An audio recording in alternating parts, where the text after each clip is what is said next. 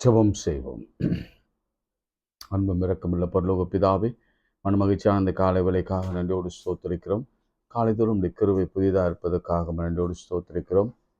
1 மணி நேரமாவது விழித்திருந்து ஜெபம் பண்ணக்கூடாதா? எனக்காக அல்லது உங்களுக்காக, உங்கள் பிள்ளைகளுக்காக அழக்கூடாதா என்று நீர் கடைசியாக உம்முடைய சீடர்களுக்கு நீர் விடுத்த ஒரு அன்பின் கட்டளையை நாங்கள் கை கொண்டு நடக்க நீர் எங்களுக்கு கொடுத்த இந்த 1/2 மணி நேரத்துக்காக உமக்கு நன்றி செலுத்துகிறோம் ஆண்டவரே. நான் நிற்பதும் நிர்மூலமாகாமல் இருப்பதும் கர்த்தருடைய கிருபையே. இந்த இரக்கங்களுக்கு முடிவில்லை. அவர் காலைதோறும் புதிதாக இருக்கிறதுக்காய் ஸ்தோத்திரம். அங்கும் இங்கும் நோய்களும் வியாதிகளும் பலவீனங்களும் ஆபத்துகளும் விபத்துகளும் நாச மோசங்களும் பரவி வந்தாலும் எங்களுக்கு அடைக்கலமும் அரணும் ஆபத்து காலத்தில் அனுகூலமான துணையாக இருந்து என் நடத்தி வருகிற கிருபைக்காய் ஸ்தோத்திரம். எல்லாரும் வாய்களை திறந்து நன்றி சொல்லுங்க. உள்ளத்தின் ஆழத்திலிருந்து கடந்த நாட்களிலே அல்லது கடந்த நாளிலே ஆண்டவர் செய்த நன்மை ஒரு நிமிஷம் யோசித்து பார்த்து உங்கள் பிரயாணத்தில், உங்கள் வருமானத்தில், உங்கள் பிள்ளைகள் வாழ்க்கையில், உங்கள் குடும்ப வாழ்க்கையில், உங்கள் பொருளாதாரத்தில் ஆண்டவர் செய்த நன்மைகள். எத்தனையோ பேர் காலை போனவங்க மாலை திரும்பவில்லை. அப்படிப்பட்ட சூழ்நிலையில் கர்த்தர் நம்மை கிருபையாய் இரக்கமாய் கண்ணோக்கி பார்த்து தயவாய் கொடுத்து வருகிற இந்த ஜீவனுக்காக நன்றி செலுத்துவோம். இந்த உலக நாடுகளை பார்க்கும் பொழுது அமைதி இல்லாத போர் சூழல்.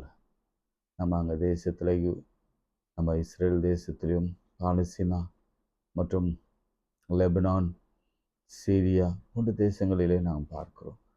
அப்படிப்பட்ட காலங்களில் ஹரிக்கேன்ஸ், நிறைய மழை வெள்ளங்களிலே பாதிக்கப்பட்ட அநேக நாடுகளை நாம் பார்க்கிறோம். நிறைய இடங்களிலே மழை வெள்ளத்தில் சூழப்பட்டிருக்கிற மக்கள், அழிந்து போகிற மக்கள், உணவில்லாமல் அநேக சின்ன சின்ன தீவுகள் மால் நியூட்ரிஷனில் இறந்து போகிற சூழலில், உணவில்லாமல் இருந்து போகிற சூழலில் வாழ்ந்து கொண்டு இருக்கும் பொழுது நம்ம இந்த தேசத்தில் ஆண்டவர் விரும்பின இந்த இந்து தேசத்தில் நாம் சுகமாய் வாழ்வதே பெரிய கிருபை. மட்டும் நடத்தினவர் இனியும் நடத்துவார். கொஞ்ச நேரம் ஆண்டவரை ஸ்தோத்திரிங்க. உள்ளத்தின் ஆழத்தில் இருந்தவங்க கணவனுக்காக, மனைவிக்காக, உடைய பிள்ளைகளுக்காக ஸ்தோத்திரம்னு சொல்லுங்கள். ஸ்தோத்திரம் ஆண்டவரே, ஸ்தோத்திரம். கொடுத்த ஆண்டவருடைய கிருபையினாலே கொடுத்த வேலைக்காக, ஊழியத்திற்காக, ஆண்டவர் கொடுத்த எல்லா நன்மைகளுக்காக நன்றி செலுத்துங்க. சிறிதானாலும் பெரிதானாலும் ஆண்டவர் நமக்கு கொடுத்திருக்கிறார். நல்ல வீட்டுக்காக ஸ்தோத்திரிங்க. இந்த மழை காலங்களில் இடையூறுகள் இராதபடி காத்து கிருபைக்காக ஸ்தோத்திரம்னு சொல்லுங்கள். ஆண்டவரே, இந்த வேளையிலும் எங்களை தாழ்த்தி உடைய கருத்தை கொடுக்கிறோம். நீர் ஒருவர் மாத்திரம் மகிழ்ப்படும்படியாக எங்களிடத்தை பயன்படுத்துகிறார். இயேசுவின் நாமத்தில் ஜெபிக்கிறோம் பிதாவே, ஆமென். இயேசு அழைக்கிறார், இயேசு அழைக்கிறார். ஆவலாய் உன்னை தம் கரங்கள் நீட்டியே இயேசு அழைக்கிறார் என்ற பாடலை பாடுவோம். இயேசு அழைக்கிறார், இயேசு அழைக்கிறார்.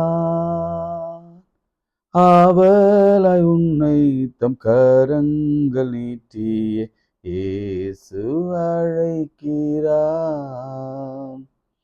ஆவலாய் உன்னை தம் கரங்கள் நீட்டியே இயேசு அழைக்கிறார். எத்துன்ப நேரத்திலும் ஆறுதல் உனக்கு அளிப்பார். எத்துன்ப நேரத்திலும் ஆறுதல் உனக்கு அளிப்பார். என்று உணர்ந்து நீயும் இயேசுவை நோக்கினார் எல்லையில்லா இன்பம் பெற்றிடுவாய்.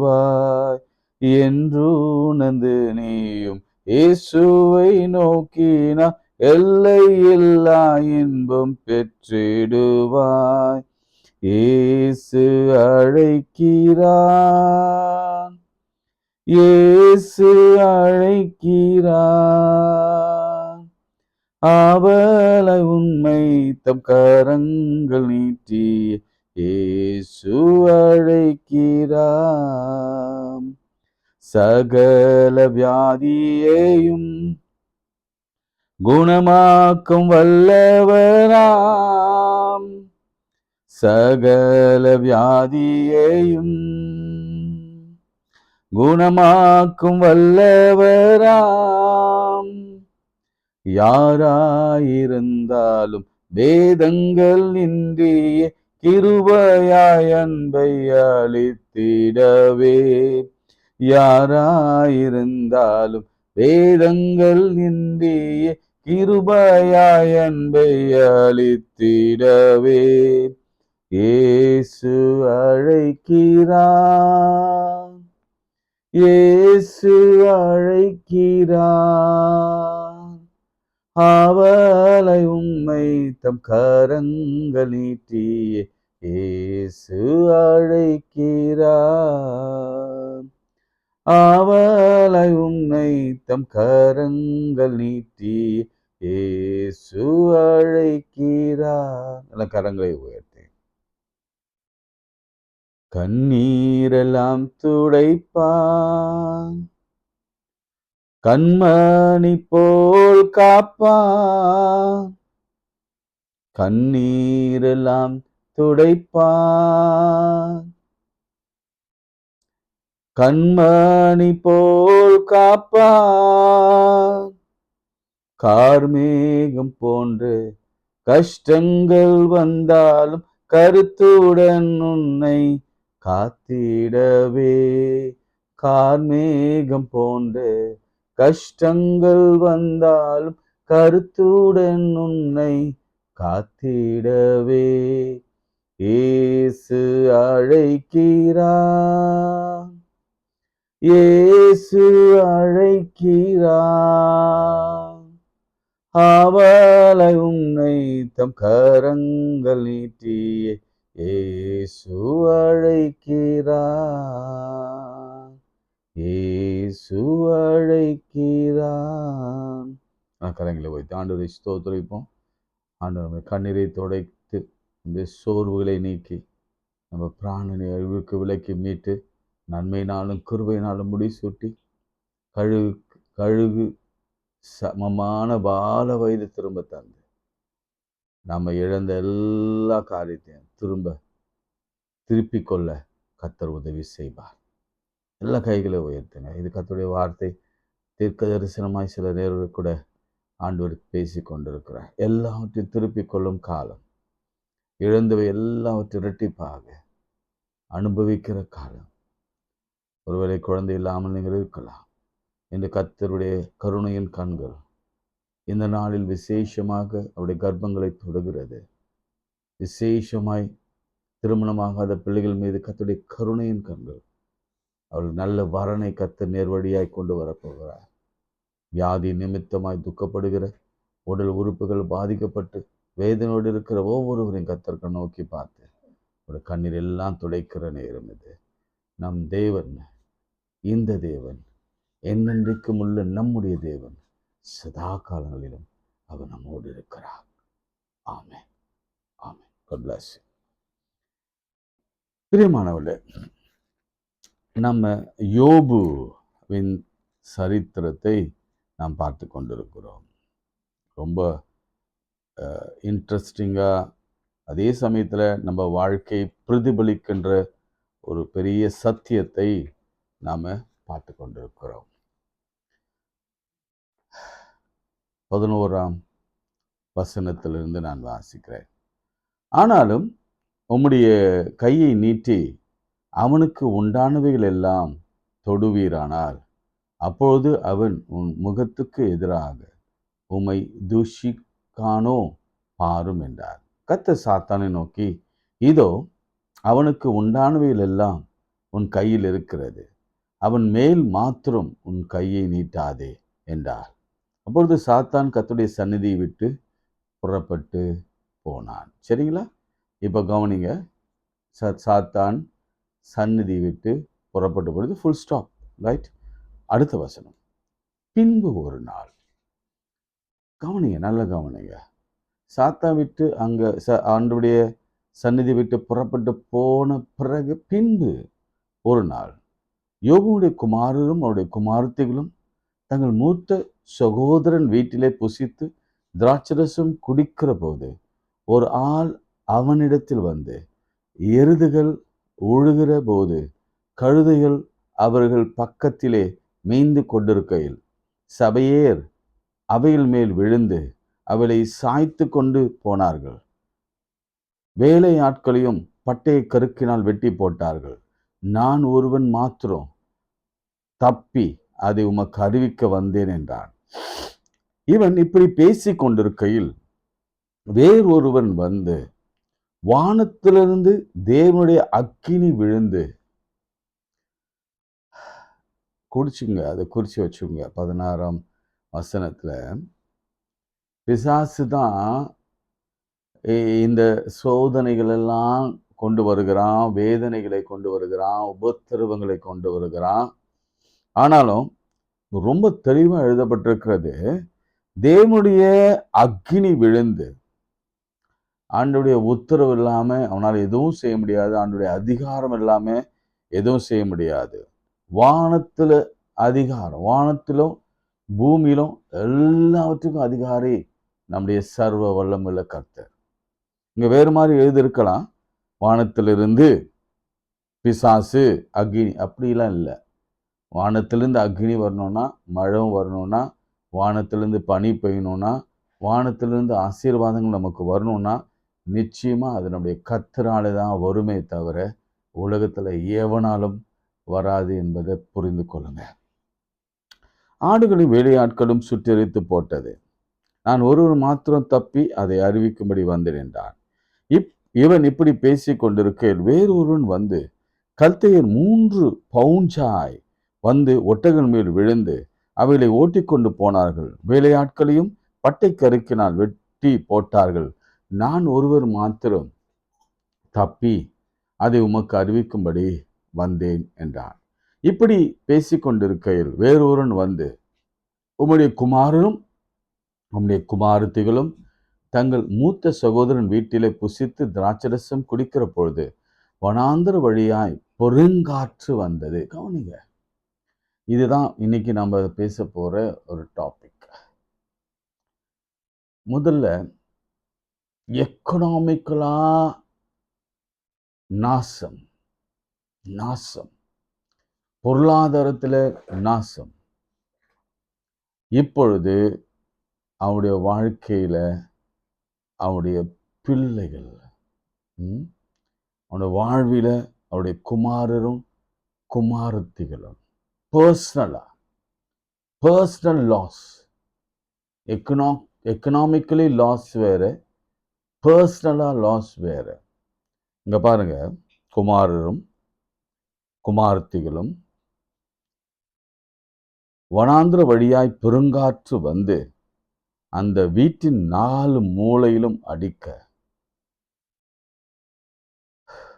ஒரு வீட்டில் ஒருவேளை சோதனை வரும்னா, ஆண்டவர் இயேசு சொன்ன மாதிரி உலகத்திலே உங்களுக்கு உபத்திரவம், ட்ரபிள் உண்டு. ட்ரபிள் வரும்னா எப்படி வரும் தெரியுங்களா? நிஜமா நான் என் வாழ்க்கையில அனுபவிச்சு சொல்றேன். 4 மூலையிலிருந்து வரும்.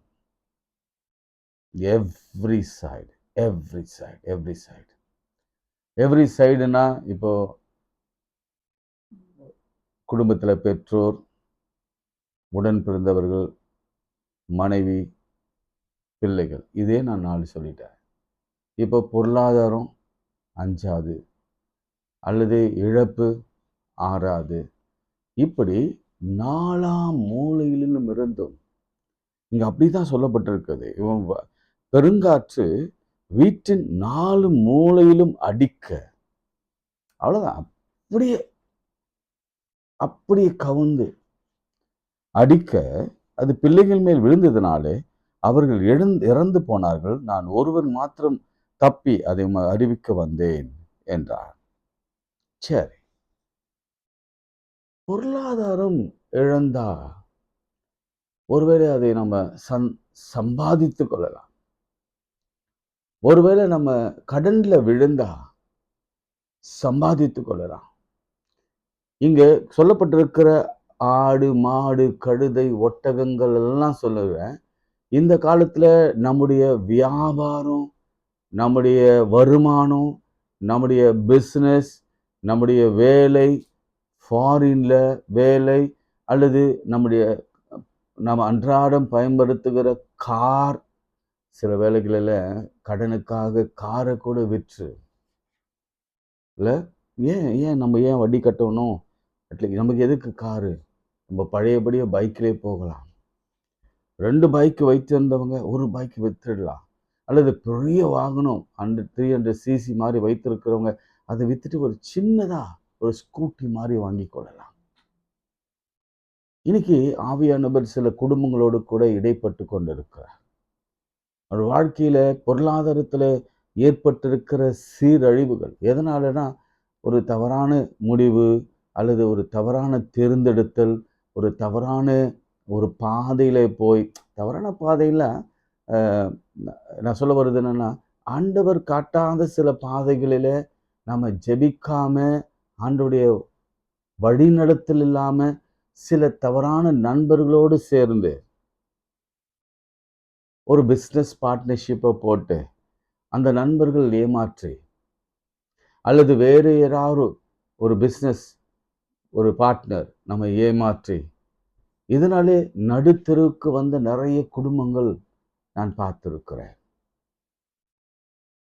யோபுக்கு வந்ததெல்லாம் அவ்வளவு, ஒவ்வொரு நாள், அதாவது ஒருத்தனை ஒருத்தனை ட்ரபிள் தொடுன்னா, ஒருத்தனுக்கு உபத்திரம் ஆரம்பிக்கும்னா, ஒருத்தனுக்கு அடி விழும்னா தொடர்ந்து விழுங்க. அது என் வாழ்க்கையில நான் பார்த்திருக்கிறேன். அதாவது இது எல்லாவற்றுக்கும் மேல நான் யதார்த்தமா பேசுகிறேன். முதல்ல அப்படியே ஆரம்பிக்கும், கொஞ்சம் கொஞ்சமா ஆரம்பிக்கும்.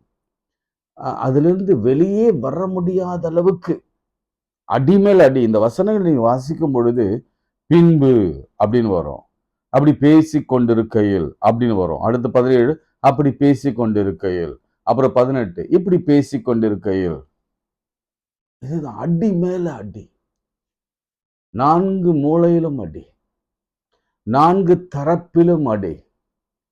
எல்லாம் நமக்கு இருந்த எல்லா சேமிப்புகளும், வருமானத்திற்கு ஏதுவான பொருட்களும், இப்போ பிசினஸ்க்கு ஏதுவான எல்லா காரியங்களும் நம்ம விட்டு கையை மீறி போச்சு. ஒண்ணும் இல்லை. அப்படிப்பட்ட ஒரு சூழ்நிலை அவன் நிலைமை எப்படி யோசிச்சு பாருங்க. இதெல்லாம் வாங்கின பிறகும் அவன் மனசுக்குள்ள ஏதோ ஒரு போராட்டம். ஐயோ எவ்வளவு லாஸ்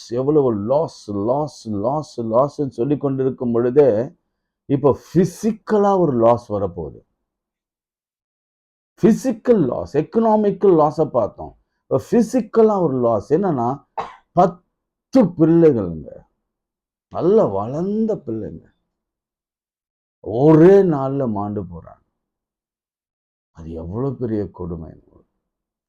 அந்த கொடுமையெல்லாம் நம்மளால நிச்சயம் ஜீர்ணிக்க முடியாது. நம்ம உயிரோடு இருந்து நம்ம பிள்ளைகள் இறக்கிறத எந்த தகப்பனும் தாயும் பார்க்க விரும்பவே மாட்டாங்க.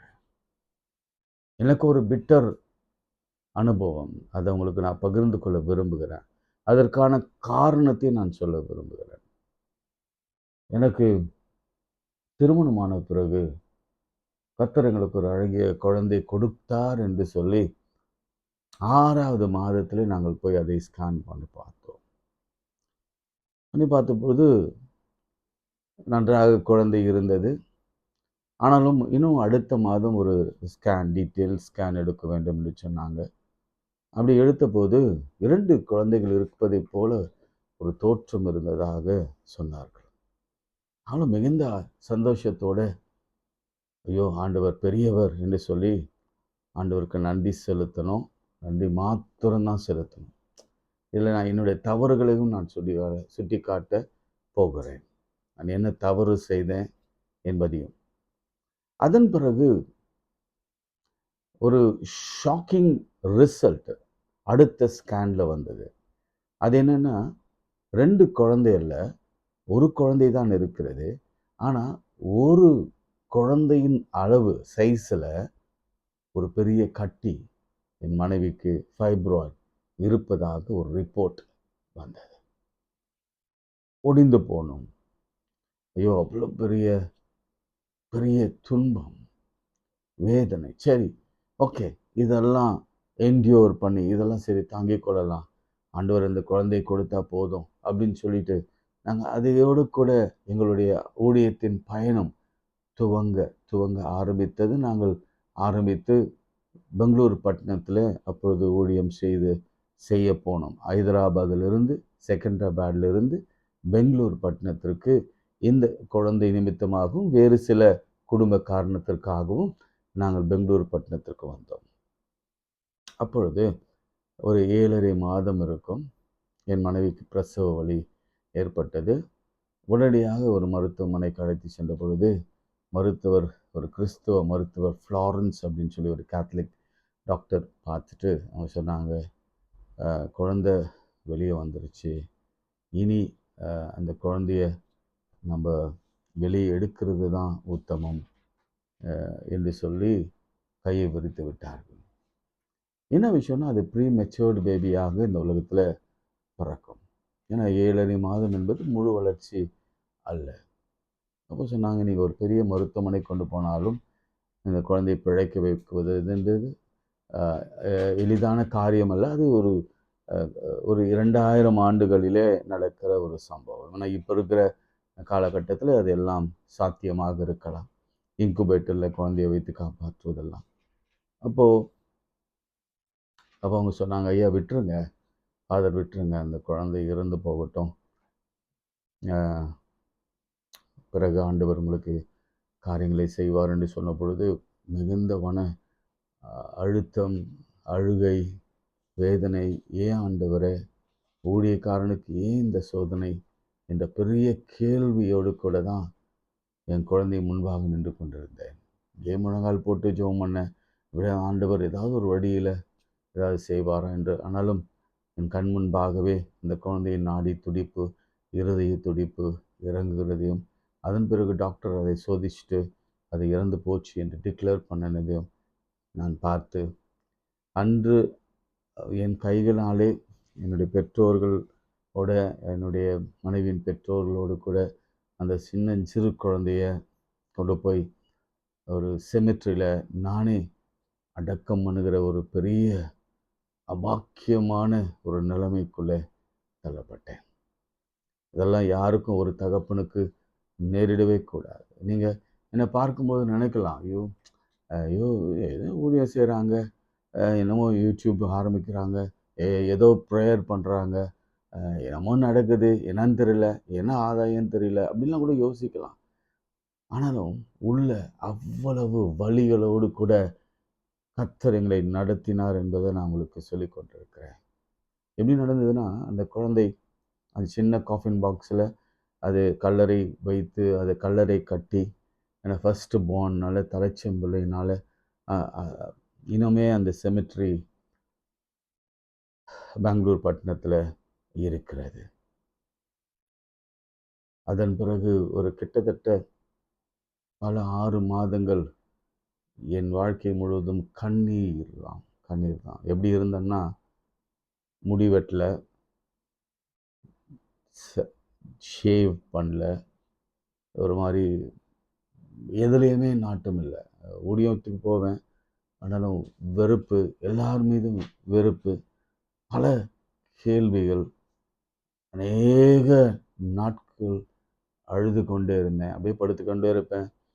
ஏன்னா ஒருவேளை குழந்தை இல்லை என்று சொன்னார், ஒரு ஊழியக்காரனுக்கு குழந்தை இல்லை என்று சொன்னார், அவனால் திருமணம் நடத்தி வைக்க முடியாது, ஒரு நிச்சயதார்த்தம் நடத்த முடியாது, ஒரு பர்த்டே ஃபங்க்ஷன் நடத்த முடியாது, ஒரு சீமந்தம் நடத்த முடியாது. எல்லாருக்கும் ஒரு கேலி பொருளாக, எப்படி சகரியா இருந்தாரோ, ஒரு சகரியா காலத்தில் ஒருவேளை மேபி அந்த மாதிரி நிந்தனை இருந்திருக்குமான்னு தெரியாது. ஆனால் இந்த காலத்தில் ஸ்ட்ரைட்டாகவே சொல்லுவாங்க, ஐயா நீங்கள் ப்ரேயர்லாம் பண்ண வேண்டாம் அவசியம் இல்லை, வேறு யாருனா வச்சு பண்ணிக்கிறோன்னு சொல்கிற அளவுக்கு காலங்கள் மாறி இருக்கிறது. அவ்வளவு கண்ணீரோடு கூட அந்த நாட்களை கழித்தோம். அதுதான் எங்கள் வாழ்க்கையில், ஏன் வாழ்க்கையில் பர்டிகுலராக என் முதல் மகன் இழந்த ஒரு தருணம். அதனால் இன்னும் என்னால் மறக்க முடியாது. எந்த இடத்துல இது நிறைய இடங்களில் நான் பேசியிருக்கிறேன்.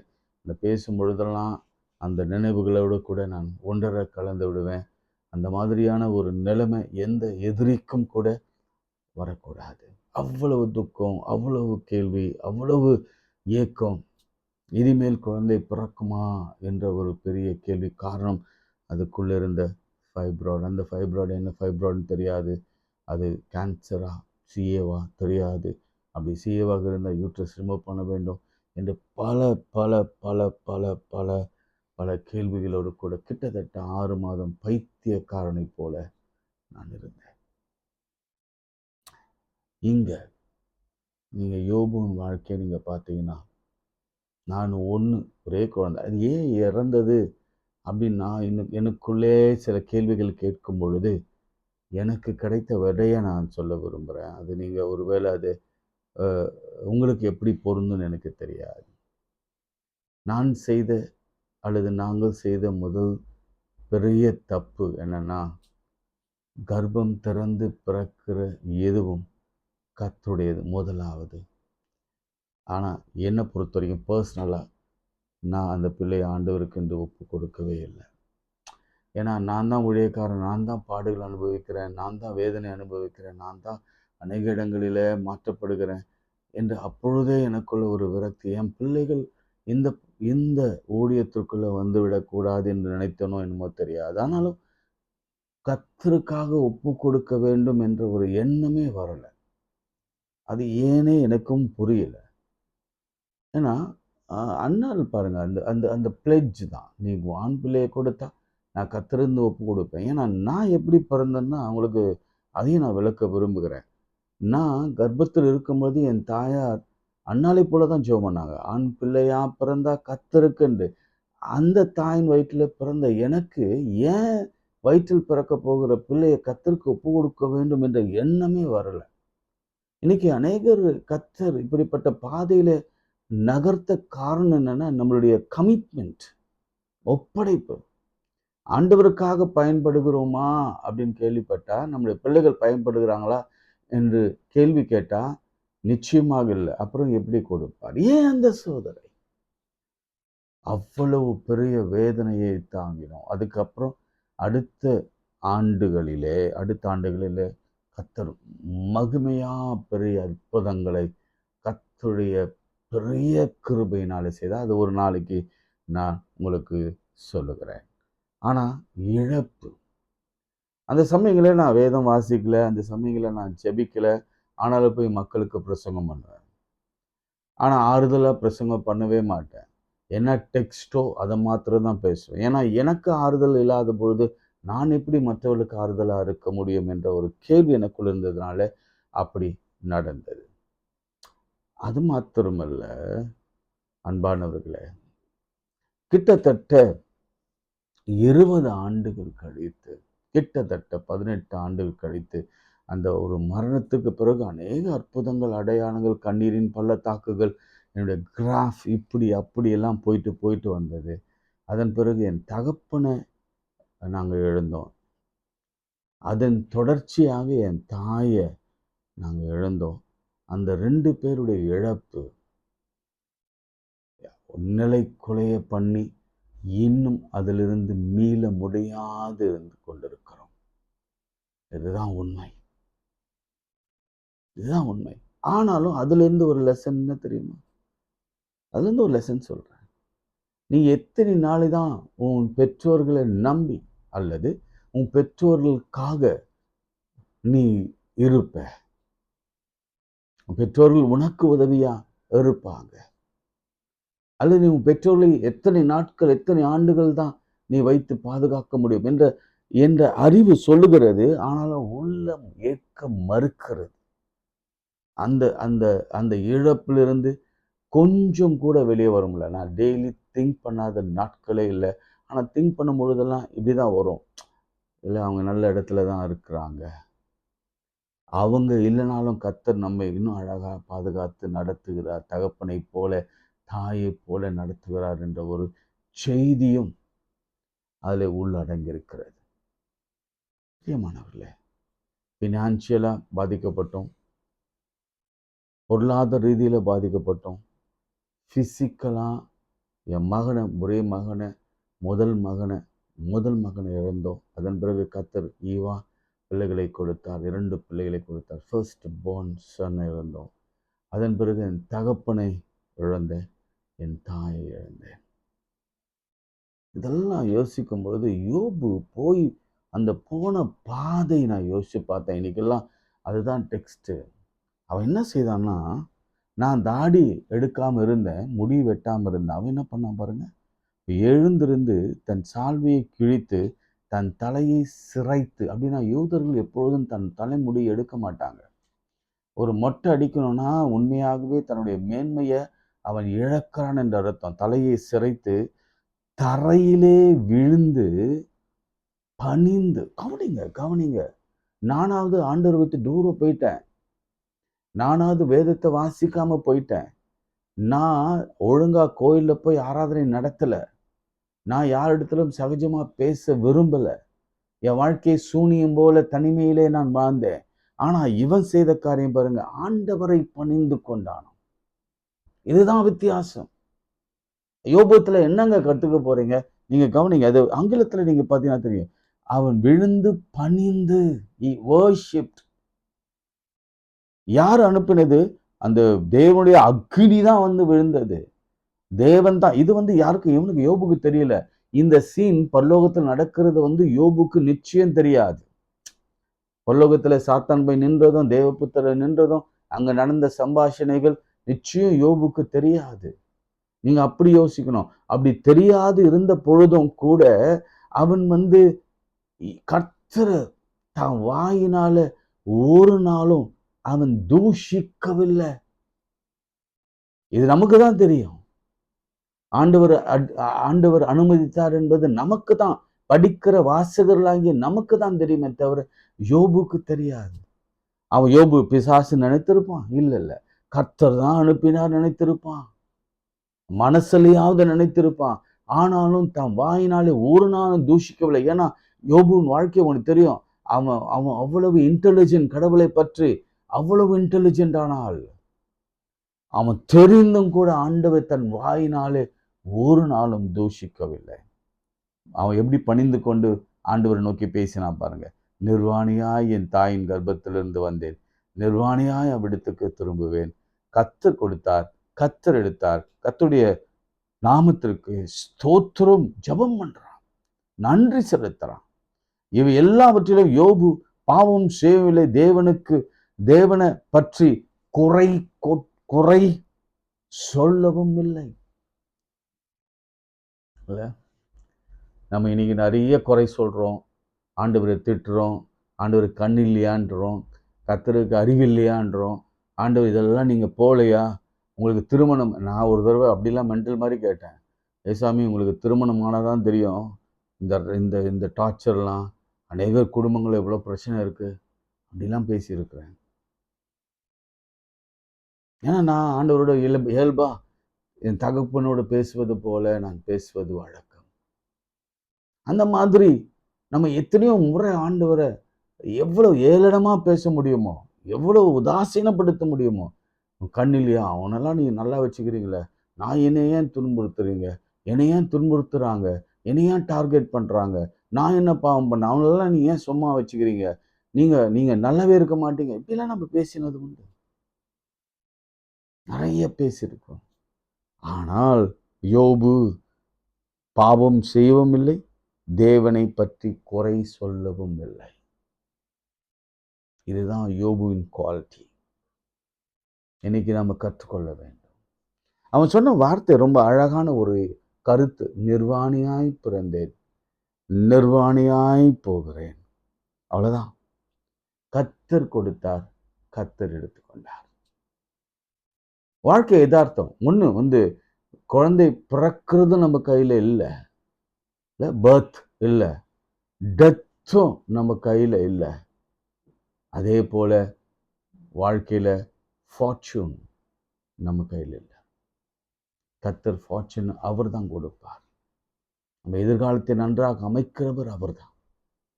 அவருடைய ஆணை இல்லாமல் ஒன்று நடக்காது. ஆனா ஒண்ணு நிஜம் எதுனா, பிறப்பு நிஜம், உறப்பு நிஜம், உபத்திரவம் நிஜம். எப்படி சந்தோஷம் நம்ம வாழ்க்கையை நம்ம கற்றுக்கொள்ள வேண்டுமோ, அனுபவிக்கிறோமோ, அதே போல இந்த 3 நிஜம். இதை நம்ம எக்ஸ்க்ளூட் பண்ணி போகவே முடியாது. பிறப்பு நிஜம், இறப்பு நிஜம், உபத்திரவம் நிஜம். அதனாலதான் முதல்ல நான் சொல்லி ஜெபம் பண்ணேன். உபத்திரம் உண்டு, திடங்கொள்ளுங்கள், நான் உலகத்தை செய்தேன். எனக்கெல்லாம் ரொம்ப ஃப்ரஸ்ட்ரேஷன் ஆச்சுன்னா,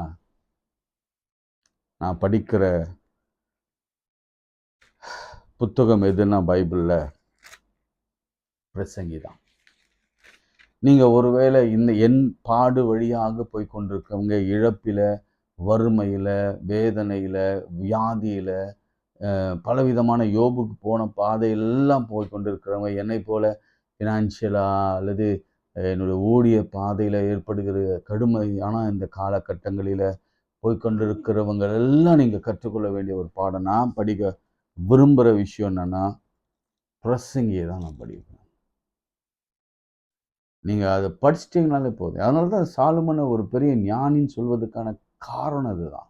அவ்வளவு அனுபவங்கள். இதை பாருங்க, நான் சொல்கிறேன், மாயை மாயை மாயை, எல்லாம் மாயை. சூரியன் கீழ் மனுஷன் படுகிற பிரயாசங்கள் எல்லாம் என்ன? ஒரு சந்ததி போகிறது, மறு சந்ததி வருகிறது, பூமியோ என்னென்றைக்கும் நிலைத்திருக்கிறது. சூரியன் உதிக்கிறது, சூரியன் அஸ்தமிக்கிறது, தான் உதித்த இடத்திற்கு அது திரும்ப தெரிவிக்கிறது. காற்று தெற்கே போய், இப்படி நீங்க வாசித்தீங்கன்னா ஒவ்வொரு அதிகாரத்திலும் நீங்க வாழ்க்கையை பற்றி கவலையப்பட மாட்டீங்க. என்ன வந்தாலும் பாருங்க, அடுத்த அதிகாரம், நீங்க 2ஆம் அதிகாரம் எடுத்து பார்த்துக்கொள்ளுங்க. நான் என் உள்ளத்திலே சொல்லிக் கொண்டது என்னவென்றால், வா, இப்போது உன்னை சந்தோஷத்திலே சோதித்து பார்ப்பேன், இன்பத்தை அனுபவி என்றேன். இதுவும் மாயை. இருந்தது நகைப்பை குறித்து பைத்தியம் என்றும், சந்தோஷத்தை குறித்து அது என்ன செய்யும் என்று சொன்னேன். அதனால சந்தோஷமும் கூட மாயை, நகைப்பும் மாயை, எல்லாம் மாயை, எல்லாம் மாயை. நீங்க வீட்டில் இன்னைக்கு உங்களுக்கு நான் சொல்றேன் பாருங்க, நீங்க இதை வாசிங்க, வீட்டில் போய் வாசிங்க, இன்னைக்கு ஃபுல்லா வாசிங்க. 23ஆம் வசனம், அவன் நாட்கள் எல்லாம் அலுப்புண்டு போகிறது, அவன் வேலைகள் வருத்தம் உள்ளது, ராத்திரியிலும் அவன் மனது இளைப்பார்வும் இல்லை, இதுவும் மாயை. மனுஷன் புசித்து குடித்து தன் பிரயாசத்தின் பலனை அனுபவிப்பதை பார்க்கிலும் அவனுக்கு ஒரு நன்மையும் இல்லை, இதுவும் தேவனுடைய கரத்திலிருந்து வருகிறது என்று நான் கண்டேன். நீங்க இதை வாசிங்க, அதுக்கப்புறம் இந்த துன்பத்தை, இந்த உபத்திரவத்தை குறித்து உங்களுக்கு ஒரு தெளிவு வந்துவிடும். 3ஆம் அதிகாரம், பிறக்க ஒரு காலம் உண்டு, இறக்க ஒரு காலம் உண்டு, நட ஒரு காலம் உண்டு, பிடுங்க ஒரு காலம் உண்டு, கொல்ல ஒரு காலம் உண்டு, குணமாக்க ஒரு காலம் உண்டு, இடிக்க ஒரு காலம் உண்டு, அப்புறம் அழ ஒரு காலம் உண்டு, நகைக்க ஒரு காலம் உண்டு, புலம்ப ஒரு காலம் உண்டு, நடனம் பண்ண ஒரு காலம் உண்டு, கற்களை எரிந்துவிட காலம் உண்டு, கற்களை சேர்க்க ஒரு காலம் உண்டு, தழுவ ஒரு காலம் உண்டு, தழுவாமல் இருக்க ஒரு காலம் உண்டு, தேட ஒரு காலம் உண்டு, இழக்க ஒரு காலம் உண்டு, காப்பாற்ற ஒரு காலம் உண்டு, எரிந்துவிட ஒரு காலம் உண்டு, கிழிக்க ஒரு காலம் உண்டு, தைக்க ஒரு காலம் உண்டு, மௌனமா இருக்க ஒரு காலம் உண்டு, பேச ஒரு காலம் உண்டு, சிநேகிக்க ஒரு காலம் உண்டு, பகைக்க ஒரு காலம் உண்டு, யுத்தம் பண்ண ஒரு காலம் உண்டு, சமாதானம் பண்ண காலம் உண்டு. வருத்தப்பட்டு பிரயாசப்படுகிறதுனாலே அதனுடைய பலன் என்ன பண்ண வருத்தப்பட்டு என்ன பிரயோஜனம்? மனுபுத்திரன் பாடுபடும்படி தேவன் அவளுக்கு நியமித்த தொல்லையை கண்டேன். அவர் அடுத்த வசனம் நமக்கு எல்லாருக்கும் தெரிஞ்ச வசனம், அவர் சகலத்தையும் அதனதன் காலத்தில் நேர்த்தியாய் செய்திருக்கிறார், உலகத்தையும் அவர் உள்ளத்திலே வைத்திருக்கிறார். ஆதலால் தேவன் ஆதி முதலால் அந்த மட்டும் செய்து வரும் கிரியை மனுஷன் கண்டுபிடியான். அதனதன் காலத்திலே அவர் நேர்த்தியாய் செய்வார். நீங்க முழுசா படிங்க, நேரம் இல்லை. உபத்திரவத்தில் இருக்கிறவங்களுக்காகவே எழுதப்பட்ட ஒரு புத்தகம் பிரசங்கி. பிரியமானவர்களே, சரி, அப்படிதான் போயிடுமா நம்ம வாழ்க்கை? நிச்சயம் போகாது. எல்லாவற்றையும் நான் சொல்வேன், காட் இஸ் இன் கண்ட்ரோல் நான் சொல்வேன். நிச்சயமாக ஒரு முடிவு உண்டு. நம்முடைய நம்பிக்கை இங்க பாருங்க, யோபு ஒருவேளை நம்மள மாதிரி ஆளா இருந்திருந்தா அவன் விட்டு ஓடி இருப்பான். யார? ஆண்டவரை விட்டு ஓடி இருப்பான். தலையை சரித்து ஆடையை கிழித்து ஆண்டவரை பணிந்து கொண்டு இருக்கவே மாட்டான். இதுதான் வியப்பு. நமக்கு இத்தனை துன்பம், இத்தனை அடி விழுந்தா நாம நிச்சயம் ஒரு ஏத்திஸ்டாக, கடவுள் இல்லை என்று சொல்லி தெருவ அலைஞ்சிருப்போம். ஆனா அவன் கடவுளை விட்டு கொடுக்கவும் இல்லை, குறை சொல்லவும் இல்லை, அவன் வாழ்க்கையில ஆண்டவரை தூஷிக்கவும் இல்லை. அதனாலதான் ஒரு பீரியட் ஆஃப் டைம்குள்ள ஆண்டவர் பேசின வார்த்தை, என் மகன் யோபுவை போல நீங்கள் நிதானமாய் பேசவில்லை. அந்த மாதிரி ஒரு சர்டிபிகேட் வேணும். யோபுவின் வாழ்க்கையில நிச்சயமாக மாறும். இதே நிலையிலே இருக்க போவதில்ல. எல்லாரும் ஒரு நிலை, ஒரு காலம் உண்டு. எல்லாவற்றுக்கும் ஒரு காலம் உண்டு. மாறும். ஒருத்தன் கீழே இருக்கிறவன் மேலே இருக்கிறவன் கீழே வர வேண்டிய நாட்கள். இழப்புக்கு பிறகு ஒரு மகிழ்ச்சி உண்டு. மகிழ்ச்சிக்கு பிறகு ஒரு இழப்பும் உண்டு. கொஞ்சம் மேலே ஏறினா கொஞ்சம் கீழே வந்துதான் ஆகணும். ஏன்னா ஆண்டவர் சர்வ வல்லவர், எல்லாவற்றையும் அவர் கண்ட்ரோல்ல வைத்துக் கொள்கிறார் என்பதை நம்ம புரிந்து கொள்ள வேண்டும். எல்லாத்தையும் கொண்டுட்டா நம்ம தான், நான் தான், என்னால தான், என் படிப்பினால தான், என்னுடைய அறிவினால தான் அப்படி நான் போயிடும். இதெல்லாம் கர்த்தர் கொடுக்கிறதுனால தான், ஐயா நான்லாம் ஒன்றும் இல்லையா, எங்கேயோ மேலிருந்து நீங்கள் இதெல்லாம் செய்கிறீங்கன்னு மாத்திரம் புரியுது. நாங்கள் டோட்டலாக சரண்டர் ஆகிறோம். எப்போ நினைப்பு வரும் தெரியுங்களா? இப்படி உபத்திரவங்கள் வருகிற பொழுது தான். அது வரைக்கும் வராது. அதனால தான் கர்த்தர் அதை அனுமதிக்கிறார். ஆனால் நம்ம பரவாயில்ல, ஆண்டவரை தேடுகிற ஜனங்கள் பரவாயில்ல, நமக்கு உபத்திரவங்கள் குறைவு அப்படிதான் சொல்வேன். ரொம்ப குறைவு. இதுல வந்து அளவுதான். நாம் படுகிற உபத்திரவங்கள் மிக மிக குறைவு. ஏனென்றால் என் ஆண்டவர் எல்லாவற்றையும் அவர் மீது ஏற்றுக்கொண்டார். பாடுகளை, துக்கங்களை அவர் ஏற்றுக்கொண்டார். நம் மீது வர வேண்டிய ஆக்கினை அவர் மீது வந்தது. அவருடைய தழும்புகளாலே நாம் குணம், ஒரு வழியை இயேசுவினாலே நமக்கு உண்டு பண்ணி விட்டார். அதனால என்ன நேர்ந்தாலும் ஐயோ ஆண்டவர் இருக்கிறார், இயேசு பார்த்து கொள்வார், என் கர்த்தர் என்னை கைவிட மாட்டார், என்னை அவருடைய சாவுக்கு என்னை ஒப்பு கொடுக்க மாட்டார், நான் குழியில் இறங்க மாட்டேன், நான் அநேகர் கண்களில் ஆச்சரியமாய் நிற்க மாட்டேன், அநேகர் சிரிக்கிற மாதிரி என் வாழ்க்கை இருக்காது, ஆண்டவருடைய பெயர் கெடுகிற மாதிரி, ஆண்டவருடைய நாமம் தூஷிக்கிற மாதிரி என் வாழ்க்கை இருக்காது என்ற ஒரு நம்பிக்கை உங்களுக்கு நான் தருகிறேன். ஜெபம் செய். அன்புள்ள ஆண்டவரே, நீர் பேசினுடைய வார்த்தைகளுக்காய் ஸ்தோத்திரம். இழப்பின் மத்தியில் இருக்கிற ஒவ்வொரு பிள்ளைகளுக்காக நான் ஜெபிக்கிறேன். இன்னும் கூட தகப்பனை இழந்து, கணவனை இழந்து, மனைவி இழந்து, பிள்ளைகள் இழந்து கண்ணீரோடு நிற்கிறவர்களுக்கு நீர் சொல்லுகிற ஆறுதலான வார்த்தைக்காய் ஸ்தோத்திரம். இதோ நான் இருக்கிறேன் சதா காலங்களிலும். எல்லாருக்கும் ஒரு காலம் உண்டு. அதனால எல்லாரும் அவங்க பாதையில வந்து போயிடுவாங்க. நண்பர்கள் வந்து போயிடுவாங்க, மனைவி வந்து போயிடுவாங்க, கணவன் வந்து போயிடுவாங்க, அப்பா அம்மா வந்து போயிடுவாங்க, உடன் பிறந்தவர் வந்து போயிடுவாங்க, ஏன் பிள்ளைகளும் வந்து ஒவ்வொரு காலகட்டத்தில் வந்து போயிடுவாங்க. ஆனால் எப்போதும் நம்மோடு இருக்கிற, எங்களோடு இருக்கிற, நானோடு கூட இருக்கிறேன்னு சொன்னவர் எங்களோடு கூட இருக்கிறதுக்காக ஸ்தோத்திரம். உங்கள் ஃபிசிக்கல் ப்ரெசன்ஸை நான் உணர்ந்து கொள்ள உதவி செய்யும். நீர் எங்களோடு கூட இருக்கிறதையும், எங்களோடு கூட பேசுகிறதையும், அற்புதம் செய்கிறதையும், அதிசயமாக நடத்துகிறதையும் நாங்கள் புரிந்து கொள்கிற நல்ல செய்திகளை கொண்டு வாங்க. திருமணம் நடக்கட்டும், வேலை கிடைக்கட்டும், குழந்தை கிடைக்கட்டும், எல்லா வியாதிகளும் மாறட்டும், கடன் அடையட்டும், பிரிந்த குடும்பங்கள் இணையட்டும், கணவன் மனைவி பெற்றோர் பிள்ளைகள் எல்லாம் சந்தோஷமாய் வாழட்டும்.